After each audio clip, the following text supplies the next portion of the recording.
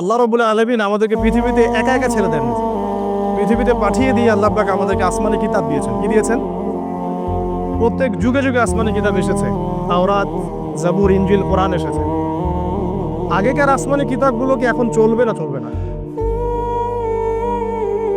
আগেকার আসমানি কিতাবগুলো কি এখন চলবে না চলবে? যখন থেকে নবী মুহাম্মদ সাল্লাল্লাহু আলাইহি ওয়াসাল্লাম নবী হয়েছেন এবং তার উপরে কোরআন নাজিল হয়েছে, এখান থেকে নিয়ে কিয়ামত পর্যন্ত অন্য কোনো আসমানি কিতাব কেউ মানলে কি চলবে না চলবে না? এই বিষয়ে নবী সাল্লাল্লাহু আলাইহি ওয়াসাল্লামের একটা হাদিস বলি, তারপর সামনে যাই। একদিন নবী সাল্লাল্লাহু আলাইহি ওয়াসাল্লামের সামনে ওমর রাদিয়াল্লাহু আনহু বসে আছেন। কে বসে আছেন? ওমর রাদিয়াল্লাহু আনহুর নাম তো জানেন, ইসলামের দ্বিতীয় খলিফা। নবীজিকে বলছেন যে তাওরাতে কিছু সুন্দর কথা আছে ইয়া রাসূলুল্লাহ। এই কথা বা এই স্টেটমেন্ট শোনার সাথে সাথে নবী সাল্লাল্লাহু আলাইহি ওয়াসাল্লামের চোখ মুখ রাগে লাল হয়ে গেল। হাদিসটা মিশকাতে আছে। রাগে লাল হয়ে নবী সাল্লাল্লাহু আলাইহি ওয়াসাল্লাম বলছেন যে ইয়া ওমর, হে ওমর, তুমি আমার সামনে তাওরাত পড়ছো? জেনে রাখো, লাউ কানা মূসা হাইয়ান, যদি মূসা আলাইহিস সালাম এখন জীবিত থাকতো। তাওরাত কার উপর নাজিল হয়েছে? মূসা। তাওরাত পড়ছো আমার সামনে, তাওরাত যার উপর নাজিল হয়েছে সেই মূসা আলাইহিস সালাম যদি জীবিত থাকতো এখন, ফাত্তাবাতুমুহু, আর তোমরা আমাকে বাদ দিয়ে তার অনুসরণ করতে, ওয়াতারাকতুমুনি, আমাকে ছেড়ে দিতে, লা দালালতুম আন সাওয়াইস সাবিল, তাহলে তোমরা অবশ্যই পথভ্রষ্ট হয়ে যাবে।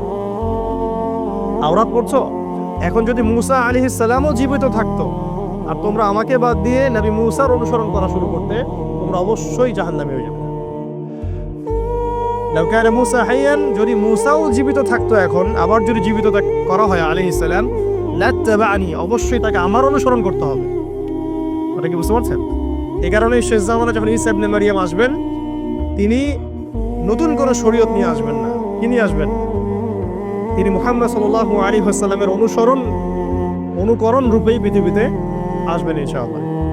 আল্লাহ পাক আমাদেরকে দিয়েছেন আল কোরআন, এবং কোরআন এর ব্যাখ্যা হচ্ছে হাদিস। নবী সাল্লাল্লাহু আলাইহি ওয়াসাল্লাম বিদায় হজের ভাষণে বলেছেন, এই হাদিসটা খুব ভালো করে মনে রাখবেন। তিনি বলেছেন, তারাকতু ফিকুম আমরাইন, আমি তোমাদের মাঝে মাত্র দুটা বস্তু ছেড়ে যাচ্ছি। কয়টা বস্তু? দুটা বস্তু। লাম তাদিল্লু মা তামাসসাকতুম বিহিমা, তোমরা কোশ্চিনকালেও পথভ্রষ্ট হবে না যতদিন পর্যন্ত এই দুটাকে আঁকড়ে ধরে থাকবে। ঠিক আছে? তোমরা কোশ্চিনকালেও পথভ্রষ্ট হবে না যতদিন পর্যন্ত এই দুটাকে তোমরা শক্ত করে আঁকড়ে ধরে থাকবে। অন্য হাদিসে আছে, দাঁতের মাড়ি দিয়ে কামড়ে থাকবে। আপনি সামনের দাঁত দিয়ে কিছু কামড়াতে গেলে কিন্তু টান দিলে ছিঁড়ে যাবে না? দাঁতের মাড়ি দিয়ে যদি শক্ত করে ধরেন, এত সহজে কিন্তু টান দিলে ছিঁড়বে না।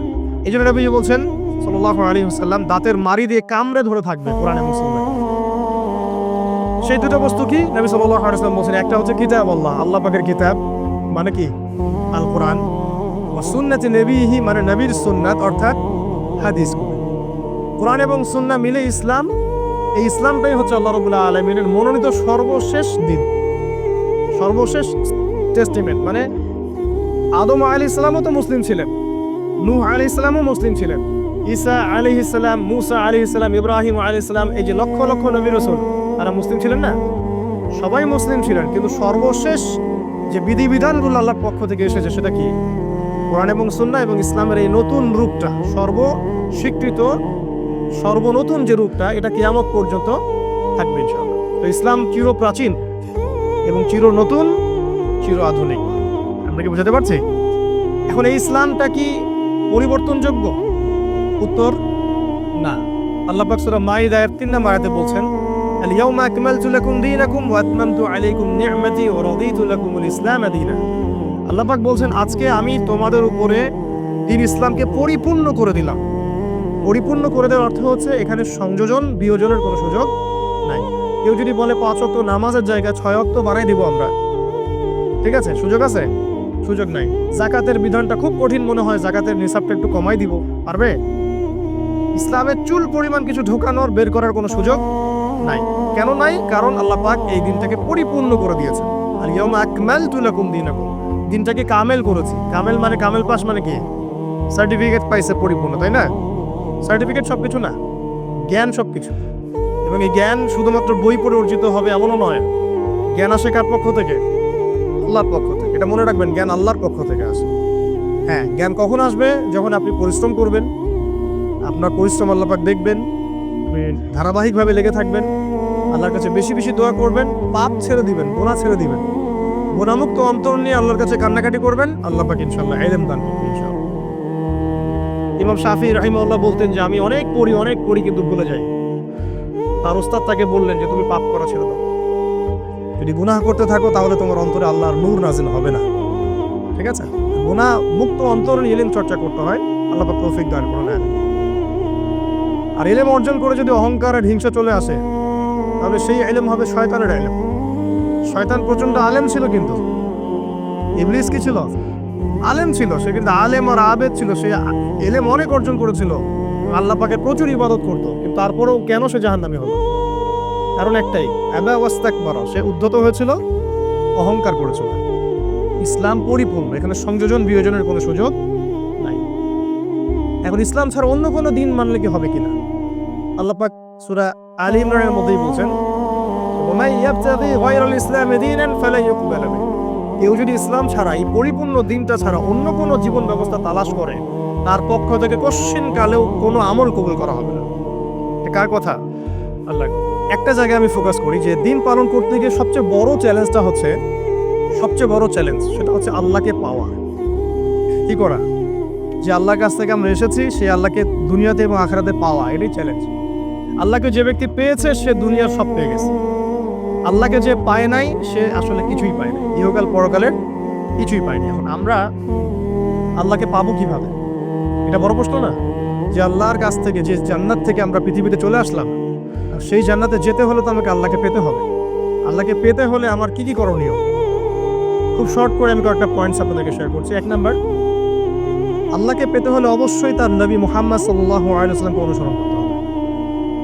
এছাড়া আল্লাহকে পাওয়ার দ্বিতীয় কোনো পথ নাই। আল্লাহকে পেতে হলে অবশ্যই তার নবী মুহাম্মদ সাল্লাল্লাহু আলাইহি ওয়াসাল্লামের আদর্শগুলো জীবনের প্রতিটা ক্ষেত্রে বাস্তবায়ন করতে হবে। চলাফেরা, ওঠা বসা, খাওয়া দাওয়া, ইস্তেঞ্জা করা, মুআমালাত, ব্যবসা বাণিজ্য, অর্থনীতি, সমাজ, রাষ্ট্র, সব ক্ষেত্রে আপনাকে মুহাম্মদ সাল্লাল্লাহু আলাইহি ওয়াসাল্লামের তরিকা, আদর্শটাকে ফলো করতে হবে। তাহলে আপনি আল্লাহকে পাবেন ইনশাআল্লাহ। যে ব্যক্তি আল্লাহকে পেয়েছে সে দুনিয়াও পেয়েছে, আখিরাতও পেয়েছে। যে আল্লাহকে পায় নাই, দুনিয়াও বরবাদ, আখিরাতও বরবাদ। 1 নাম্বার তাহলে কি কাজ? আল্লাহ পাকের সর্বশেষ নবী মুহাম্মদ সাল্লাল্লাহু আলাইহি ওয়াসাল্লামকে অনুসরণ করা, তার আদর্শ মেনে চলা। 1 নাম্বার। 2 নাম্বার হচ্ছে 5 ওয়াক্ত নামাজ। আল্লাহকে পেতে হলে নামাজ লাগবে। নামাজ নাই, আল্লাহ নাই। ওয়াস্তাঈনু বিস-সাবরি ওয়াস-সালাত। তোমরা সবর এবং সালাতের মধ্য দিয়ে আল্লাহর সাহায্য প্রার্থনা করো। আমরা এই জন্য নামাজে বলি ইয়াকা না'বুদু ওয়া ইয়াকা নাস্তাঈন। আমরা শুধু আপনারই ইবাদত করি এবং আপনার কাছেই সাহায্য প্রার্থনা করি। আল্লাহকে পেতে হলে নামাজের কোনো বিকল্প নাই। যে ব্যক্তি নামাজ পড়ে না, আল্লাহর সাথে তার কোনো সম্পর্ক নেই, নো কানেকশন। আপনি যে কোনো কিছু চাচ্ছেন, সেজদায় পড়ে আল্লাহর সামনে আত্মসমর্পণ করেই চাইতে হবে। ওয়াসজুদ ওয়াক্তারিব, আল্লাহ পাক কি বলেছেন? সেজদা করো, নিকটবর্তী হও। তো ব্যাখ্যা অনেক করা যায়। নামাজ না পড়লে কিন্তু মানুষ কুফরিতে লিপ্ত হয়। যে ব্যক্তি মান তারাকা সালাতান মুতাআম্মিদান ফাকাদ কাফারা, যে ব্যক্তি সালাতকে অস্বীকার করে, ফরজ নামাজকে অস্বীকার করে, সে ব্যক্তি কিন্তু কুফরিতে চলে যায়। ঠিক আছে? তারপরে বাইনা রাজুলি ওয়া বাইনা শিরকি ওয়াল কুফরি তারকুস সালাহ, একজন মুমিন বান্দা এবং অমুসলিমদের মধ্যে পার্থক্যই নামাজ। নামাজের বিষয়ে অনেক কথা আমি আগেও বলেছি, আপনারা শুনেছেন, অন্য আলেমদের কাছেও শুনেছেন। এক বাক্যে নামাজ না পড়লে ইসলামের রশিটা কেটে যাবে। মুআয বিন জাবালকে নবী সাল্লাল্লাহু আলাইহি ওয়াসাল্লাম বলেছেন, যদি মান তারাকা সালাতান মুতাআম্মিদান, কেউ যদি সালাতকে ইচ্ছা করে ছেড়ে দেয়, ফাকাদ বারিআত মিন জিম্মাতিল্লাহ, সে ব্যক্তি আল্লাহর জিম্মেদারি থেকে মুক্ত হয়ে যাবে। তার উপর আল্লাহর কোনো জিম্মাদারি নেই, আল্লাহর নিরাপত্তা, জিম্মাদারি থেকে সে মুক্ত। তো 5 ওয়াক্ত নামাজ আল্লাহ পাক আমাদের সবাইকে জামাতের সাথে পড়ার তৌফিক দান করুন। এর পাশাপাশি নফল নামাজ বাড়িয়ে দেওয়ার তৌফিক দান করুন, এবং স্পেশালি তাহাজ্জুদের নামাজ যদি পারেন 2 রাকাত হলেও নিয়মিত তাহাজ্জুদের নামাজ পড়ার তৌফিক আল্লাহ পাক আমাদেরকে দান করুন। আর নামাজের বাহ্যিকতা নিয়ে এত বেশি ঝগড়ায় যাবেন না।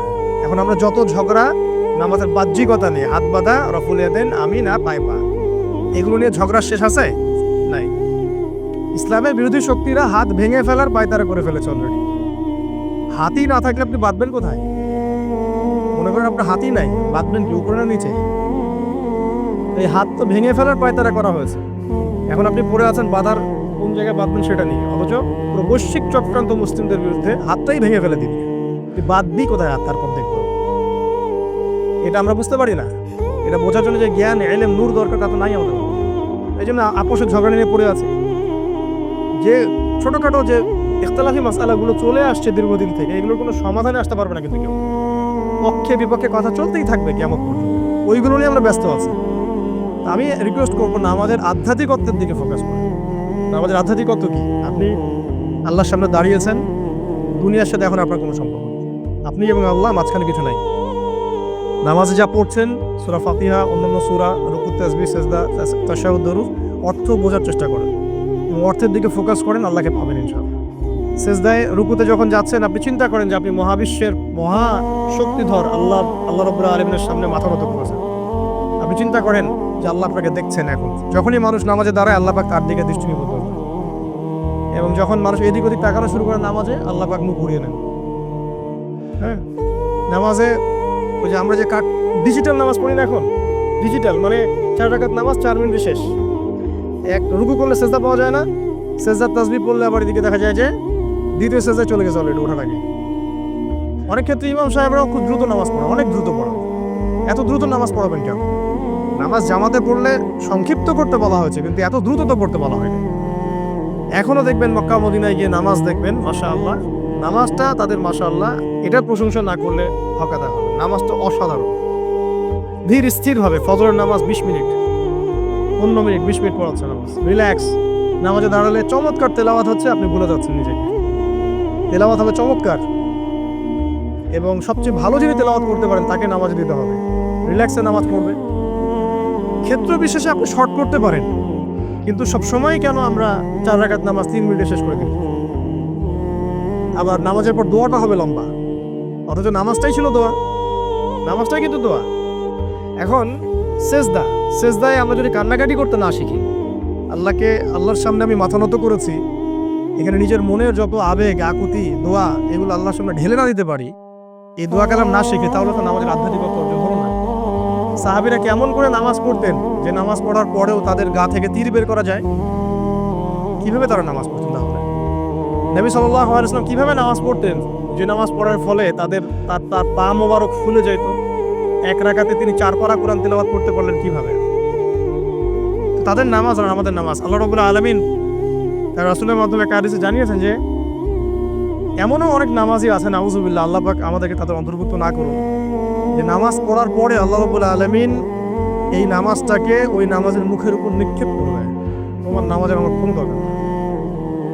আল্লাহ পাক আমাদেরকে হেফাজত করুন। ধীর স্থিরভাবে পড়েন, রিল্যাক্স, তাড়াহুড়োর কিচ্ছু নাই। ওয়া মা খালাকতুল জিন্না ওয়াল ইনসা ইল্লা লিয়াবুদুন, শুধুমাত্র আল্লাহর ইবাদত করার জন্যই তো পৃথিবীতে এসেছি। হোক না দোকানটা 5টা মিনিট পরে খুললে কি হবে? হ্যাঁ, জমিতে যান, জমিতে আধা ঘন্টা পরে গেলে কি হবে? যে আল্লাহ পাক আপনাকে বাঁচিয়ে রাখতে পারেন, সে আল্লাহ পাক আল্লাহর পথে সময় দিলে আপনাকে অফুরন্ত রিজিকও তো দিতে পারেন না? আপনি আল্লাহর হয়ে যান, বাকি সব আল্লাহ আপনার দায়িত্ব নিয়ে নেবেন ইনশাআল্লাহ। আপনি নিজে আল্লাহর হয়ে যান, আপনার সব কিছু দায়িত্ব কে নিয়ে নেবে? আল্লাহ নিয়ে নেবে। আল্লাহ পাক আমাদেরকে ধীর স্থিরভাবে আধ্যাত্মিকত্ব অর্জন করে নামাজ পড়া তৌফিক দান করুন।